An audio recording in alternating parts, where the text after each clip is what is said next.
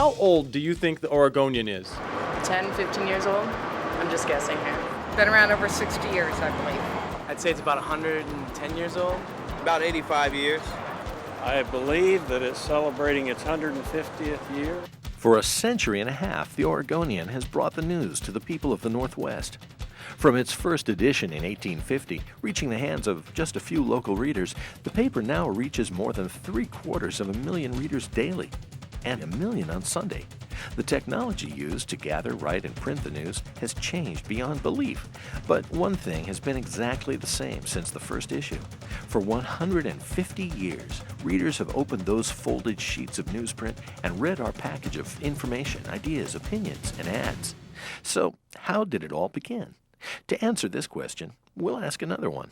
How did Hawaii, Abraham Lincoln, and a teenager from England help create the Oregonian? Well, in 1850, Hawaii wasn't called Hawaii, but rather the Sandwich Islands. And Portland, it wasn't much. Folks called it Stumptown because the first settlers hadn't done a very good job of clearing away the trees. The whole city was 600 pioneers living in plank cabins on the bank of the Willamette River, praying floods wouldn't wash them away.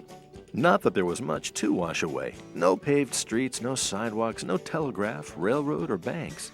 Into this rough and rugged place came a 17-year-old Englishman named Henry Pittock, who was hired by Thomas Dryer, who'd started a weekly paper called The Oregonian.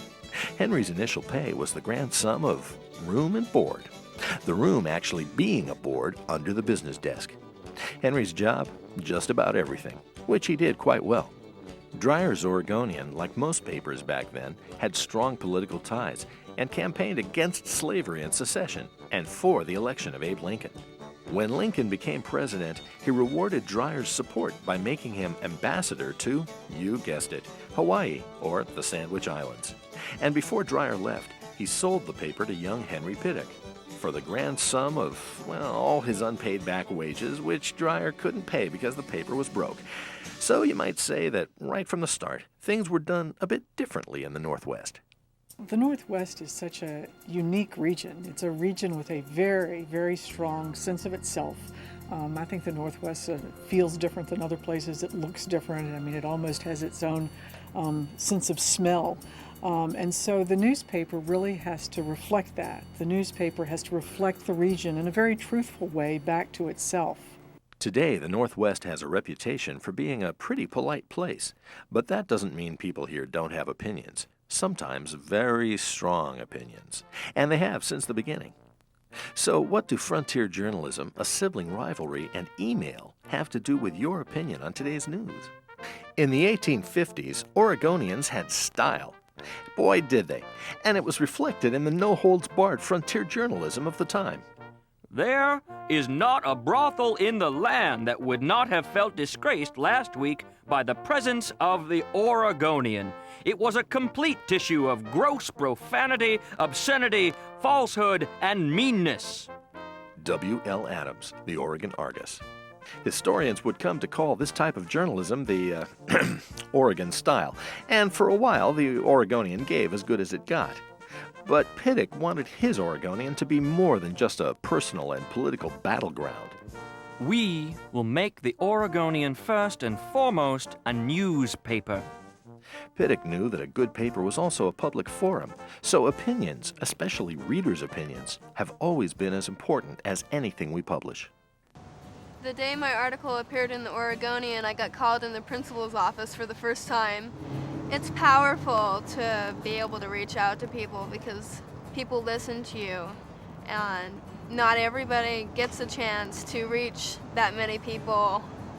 And as you look through the Oregonian today, you'll see opinions expressed in an amazing variety of ways, including with a sense of humor. I'm constantly upsetting people, and I think that's part of the job description. It's ranged, my criticism is ranged from, I'm really thinking about killing you, to, I think you're really biased. Well, I think that the Oregonian's editorial page and my political cartoon are really one of the last places in the state where you can really have a substantive public policy discussion. There are very few outlets now, and I feel that we've got a special responsibility not to just fritter that opportunity away.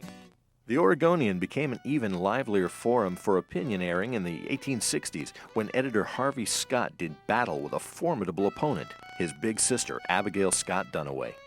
Scott was a first-generation pioneer. Intelligent and hard-working, his 40-year editorship brought Pittock's paper to national prominence. Abigail Scott Duniway was a pioneer too, a pioneer for women's rights. She became known the world over for her efforts to gain women the vote. On this issue, Abigail and Harvey disagreed completely. Since they refused to speak face-to-face for much of their lives, their legendary battles took place in journals of opinion, including the Oregonian. It is physical strength that rules the world, and it is in man, not in woman, that this Court of Appeals lies. Woman suffrage, therefore, cannot be good for government and society, nor for woman herself.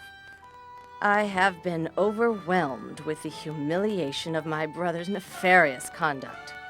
We would have won triumphantly if the Oregonian had not stirred up the slum and slime of the city's purlieus. But no matter how hard they fought, Scott still believed in his sister's right to express her opinion in the pages of the Oregonian. And this commitment to providing an open public forum still guides the paper today. In fact, it's the reason why we print the reporter's email address and phone number at the end of every story, so you can tell us what you think. The downside, though, is like I get a call like at 6 in the morning from a reader upset because this story does not, there's something wrong in this story, or I don't like what this guy said. I think people want to know like when the library is going to be closed, if it's going to go into renovations, or if like a certain road that they take to get to work is going to be, blocked up for road construction. I mean, I think that's the kind of stuff we can provide them on a sort of bureau level. And then when there's a matter that's complicated and interesting or controversial, you can bring the resources and talent of the Oregonian to that issue, and they get a much higher level of coverage and explanation for those things. And sometimes we can just take that small issue out of one community, pull it out, and show what's happening everywhere else, too, in the region. It's all about making connections. And sometimes the best way to do that is with technology. So how did the Civil War, a guy on a horse, and the telegraph get Pittock out of the woods? And what does that have to do with the internet? Taking over a paper on the verge of bankruptcy, Pittock knew he had to make changes, and fast. In a masterstroke of newspaper publishing, he put together a sort of backwoods internet. It worked like this. News of the Civil War came west by telegraph to San Francisco, then north as far as Wairika. Pittock then had horsemen pick up the daily dispatches and ride hundreds of miles back to the Oregonian. It was a huge financial gamble, but it worked. Hungry for news of the battle, readers flocked to the paper, and the struggling journal was quickly in the black. But rather than resting on his success, Pittock constantly invested in improved technology for the paper, culminating in 1892 in the Oregonian building, a skyscraper in downtown Portland. In the basement, state-of-the-art presses put the paper in the hands of customers quicker than ever. During the 4 decades Pittock and Scott led the Oregonian, the paper emerged as one of the nation's leading regional voices. But heaven's deadline caught up to them both. They were gone, but their legacies remained. Using new technology to deliver information to readers is still at the heart of what the Oregonian does every day. Not too many years ago, it took over 200 people to manually produce the columns of news and ads and the printing plates for the press. While much of that is now done by computer, technology advances have made it possible for us to double the size of the news staff, expand our reach with 7 regional news bureaus, and provide our readers with wider and more diverse local news coverage than any other newspaper in the Northwest. We're going to spend $170 million to renew our franchise and give us the press technology that we need to meet that vision. We want to expand the color capacity of our presses so that we can give our readers a more vibrant paper so that they can relate to it as they do to magazines and television and the internet. We need to lower the threshold of news so that when people who live in Gresham, people who live in Hillsborough pick up their paper in the morning, their news that's in the Oregonian is specific to those communities. Technology is vitally important to every paper, but all the technology in the world can't replace a good story. And speaking of stories, what do persistence and potatoes have to do with winning the Pulitzer Prize? The answer? Everything. French fries will never look quite the same to anyone who followed Richard Reed's 1998 Pulitzer Prize-winning series, The French Fry Connection. What we were trying to show were these connections in the global economy and how they affected us here in Oregon. And so what we did was we followed a case, one batch of French fries that was being shipped all the way from when it was potatoes on a farm in Washington across to a McDonald's in Singapore. I mean, it's amazing when you think about it that somebody will risk their life for the cause of the global economy. They will risk their life to deliver French fries somewhere and keep them at a certain degrees below zero. We had the luxury of stepping back, unlike some of the larger papers, and saying, what is the bigger picture here and how can we tell it to our readers in a way that's imaginative and a way that will actually connect to their lives? But a paper isn't just about news, it's also about commerce, a marketplace for goods and services, and putting that marketplace in the hands of readers. Which leads to the question, The Oregonian costs 35 cents at the newsstand. How much do you think it costs to produce that one issue? About 15 cents. I know this one too. It's about 30 cents. Dollar. Lower. Lower. Dollar. The purchase price of the newspaper doesn't begin to cover the costs of producing it. Advertising generates approximately 80% of the Oregonian's revenues. Bottom line, the Oregonian delivers the broadest reach in this market at an extremely low cost per thousand. And the better you can identify your customer, the more you can target. Well, the Oregonian can target too. Classify targets really well. There are 8,000 of them in the paper on any given weekday, and 17,000 on an average Sunday. Or if you like to use your computer, they're also all online. but how does it all come together? Ads, news, comics, features. How do they wrestle all of it onto those pages every day? And we're still only halfway there. When everything's in place, we come here. This is an amazing place. Each of those rolls weighs 1,750 pounds. These tanks hold 9,000 gallons of ink.